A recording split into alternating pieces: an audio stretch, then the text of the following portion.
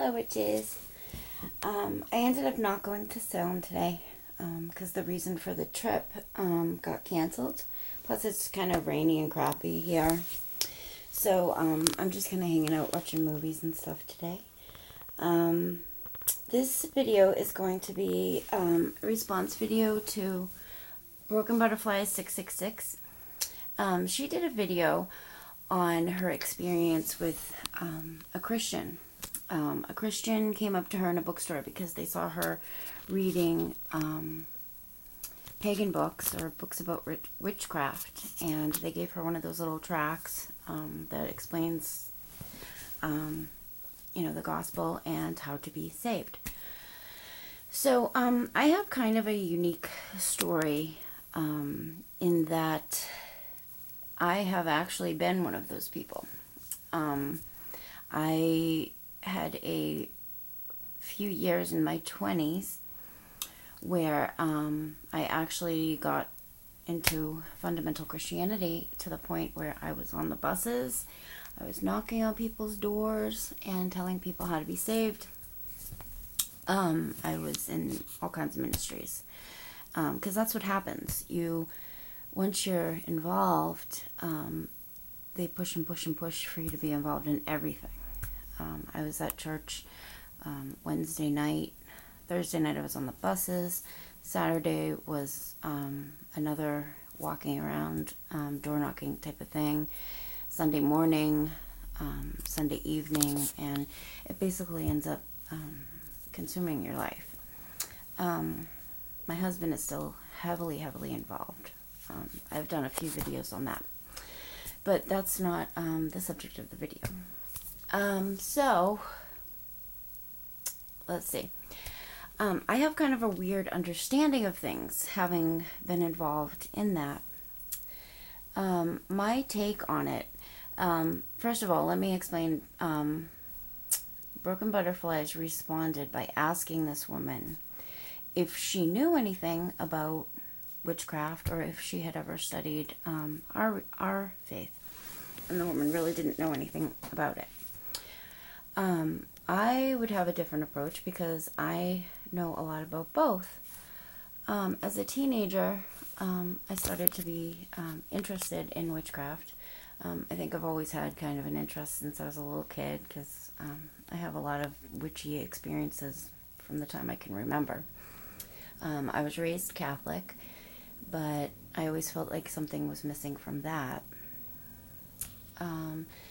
So my years in fundamental Christianity has given me, an insider's perspective on what these people are trying to tell when they approach people. Some of them don't even really know what they're trying to say, though. A lot of people, they're doing it because somebody told them it's the right thing to do. Basically, they're listening to what a preacher is telling them, this, and this is right. You have to do it. God says to do it. That's it.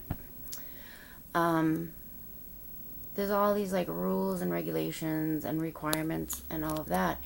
But if I were to take the core knowledge of what I learned that was supposed to be important when being involved in this, the whole point is that you're supposed to know and believe that Jesus was God's son. So imagine having a child of your own, and God took his son and sacrificed him, just like you would sacrifice a lamb on an altar for its blood. And basically, God, having sacrificed his son, was supposed to be, as a penalty, to pay for everybody else's sin in the world so that you can go to heaven. So if you were going to have to pay for your own sins, you'd have to go to hell. But the point is, Jesus was sacrificed so that you don't have to do that. And so when they present you with this, they say that if you know that, you understand it, and you say thank you to Jesus, basically, thank you, Jesus, I know that I've sinned. I'm sorry. Thanks for dying for me. And that's it. You believe it, and that is supposed to be how you get to heaven. And when you ask a Christian, is there any other way? They'll say no. that the only way that anybody can ever get to heaven is to trust that Jesus paid for their sins, and that'll get them there. And the particular church that I went to believes that you can't ever lose that. So me having been born again at this church and been baptized or whatever means that no matter what I do, even now, that I can't not go to heaven. So, and if you go to different types of Christian churches, some will tell you something different.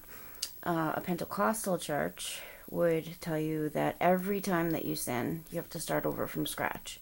That every time you sin, you have to confess it in order to be okay again. So if you told a lie and 2 seconds later you got hit by a bus and you hadn't confessed your sin, sorry. I think that's kind of crazy. But I feel like when people come up to me at this point, I know what to say. I have the answers to respond, and I would just say that for me, having come from, some type of Christianity, that I do believe in the Christian God. I believe that Jesus was God's son. But I think God created all the other gods and goddesses and angels and deities and spirits and everything else that there is as well. So, from the definition of what a pagan is, I would consider myself a pagan because I believe in all of them. I just think that they're all different, they're all unique, and maybe, I kind of look at it as a hierarchy, like God's on the top, and, Jesus and Mary might be like the next level, and the next levels after that would be like the lesser deities, and as just like a pyramid, at the bottom there's like the largest, it's the largest part, like there's smaller at the top, and then at the bottom there's lots of them to choose from. The lots would be like, I think in like Hinduism, how there's like gods and goddesses for everything. So, I don't know, I have kind of a weird understanding of it, and for me,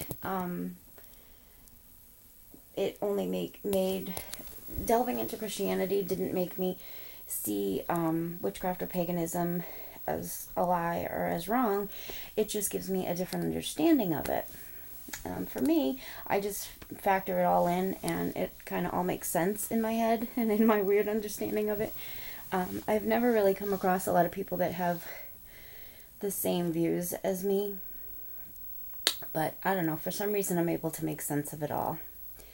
And I also think a lot of people could define themselves as pagan, but they just don't realize it. Just because you worship one god or another, like some people are a devotee of Hecate. Technically, if you only worship one god, then you wouldn't be a pagan, because by definition, the worshiping of one god is monotheism. You could call people a pagan who believe in many gods, believe that many gods exist, but they don't necessarily worship all of them. So, I don't know. I think it just depends how you look at it and how you define it. So, that's my little take on that.